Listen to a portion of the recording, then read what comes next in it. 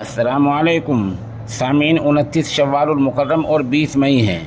خبر کا عنوان ہے کیا مسلمان ہونا اتنا برا ہے؟ دراصل آسام کے رہنے والے مولانا بدر الدین اجمل آسامی نے اپوزیشن پارٹیوں کانگریس، سماجوادی پارٹی، اسی طرح نتیش کمار اور لالو پرساد اور مہاراشٹر میں شرد پوار سے ملاقات کی ہے۔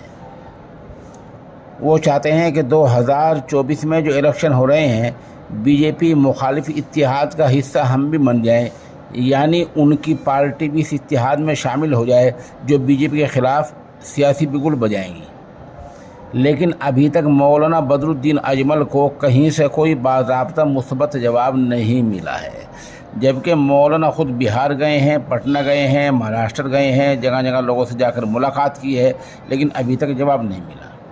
بتا دیں کہ کانگریس پارٹی نے آسام میں بی جے پی کے خلاف 10 جماعتوں کے ساتھ میٹنگ کی، مگر مولانا بدر الدین اجمل صاحب کو نہیں بلایا گیا۔